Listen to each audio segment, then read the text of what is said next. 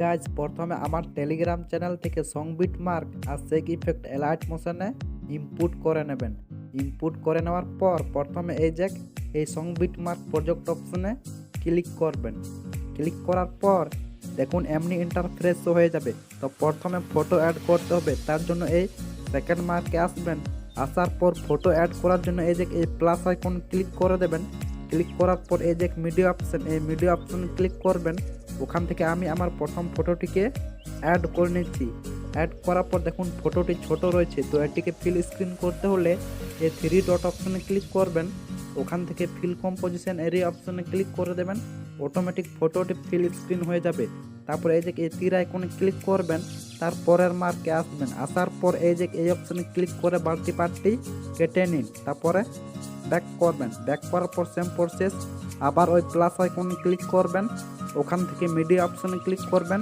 ওখান থেকে আমি আমার সেকেন্ড ফটোটিকে অ্যাড করে নিচ্ছি। অ্যাড করার পর সেম প্রসেস, এই 3 ডট অপশনে ক্লিক করবেন। ওখান থেকে ফিল কম্পোজিশন এরিয়া অপশনে ক্লিক করে দেবেন। অটোমেটিক ফটোটি ফিল স্ক্রিন হয়ে যাবে। তারপর এই তীর আইকনে ক্লিক করবেন, তারপরের মার্কে আসবেন। আসার পর এই অপশনে ক্লিক করে বাড়তি পার্টটি কেটে নিন। তারপরে ব্যাক করবেন। ব্যাক করার পর এমনিভাবে মার্ক হিসেবে ফটোগুলোকে অ্যাড করে নিন। তো আমি অ্যাড করে নিচ্ছি। মার্ক হিসেবে ফটোগুলোকে অ্যাড করার পর এই ফটোগুলোতে ইফেক্ট অ্যাড করতে হবে, তার জন্য ব্যাক করবেন। ব্যাক করার পর আমার টেলিগ্রাম চ্যানেল থেকে যে সেগ ইফেক্টটি ইনপুট করেছিলেন সেই সেগ ইফেক্ট প্রজেক্ট অপশনে ক্লিক করবেন। ক্লিক করার পর ইফেক্ট 1 অপশনে ক্লিক করবেন। ক্লিক করার পর ইফেক্ট অপশনে ক্লিক করবেন। ওখান থেকে 3 ডট অপশনে ক্লিক করবেন। ওখান থেকে কপি ইফেক্ট করে দেবেন। তারপরে ব্যাক করবেন। ব্যাক করার পর এই সং বিট মার্ক প্রজেক্ট অপশনে ক্লিক করবেন। ক্লিক করার পর এই প্রথম ফটোটিতে ক্লিক করবেন। ওখান থেকে ইফেক্ট অপশনে ক্লিক করবেন। ওখান থেকে 3 ডট অপশনে ক্লিক করবেন। ওখান থেকে পেস্ট ইফেক্ট করে দেবেন। তারপরে ব্যাক করবেন। ব্যাক করার পর সেম প্রসেস, তারপরে 2 নম্বর ফটোটিতে ক্লিক করবেন। ওখান থেকে ইফেক্ট অপশনে ক্লিক করবেন। ওখান থেকে 3 ডট অপশনে ক্লিক করবেন। ওখান থেকে পেস্ট ইফেক্ট করে দেবেন। তারপরে ব্যাক করবেন। ব্যাক করার পর সেম প্রসেস, তারপরে 3 নম্বর ফটোটিতে ক্লিক করবেন। ওখান থেকে ইফেক্ট অপশনে ক্লিক করবেন। ওখান থেকে 3 ডট অপশনে ক্লিক করবেন। ওখান থেকে পেস্ট ইফেক্ট করে দেবেন। তারপরে ব্যাক করবেন। ব্যাক করার পর তারপর দেখুন একটি বড় ফটো রয়েছে, তো এই বড় ফটোটিকে বাদ দেবেন। বাদ দেওয়ার পর তারপর দেখুন একটি ছোট ফটো রয়েছে, তো এই ফটোটিতে ক্লিক করবেন। ওখান থেকে ইফেক্ট অপশনে ক্লিক করবেন। ওখান থেকে 3 ডট অপশনে ক্লিক করবেন। ওখান থেকে পেস্ট ইফেক্ট করে দেবেন। তারপরে ব্যাক করবেন। ব্যাক করার পর এই সং বিট মার্ক প্রজেক্টে শুরু থেকে শেষ পর্যন্ত যতগুলো এমনি ছোট ছোট সাইজের ফটো রয়েছে, তো এই সব ফটোগুলিতে এই ইফেক্ট 1টিকে পেস্ট করে নিন।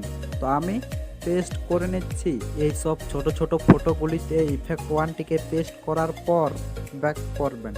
ব্যাক করার পর আবার ওই সেগ ইফেক্ট প্রজেক্ট অপশনে ক্লিক করবেন। ক্লিক করার পর এবার ইফেক্ট 2-এ আসবেন।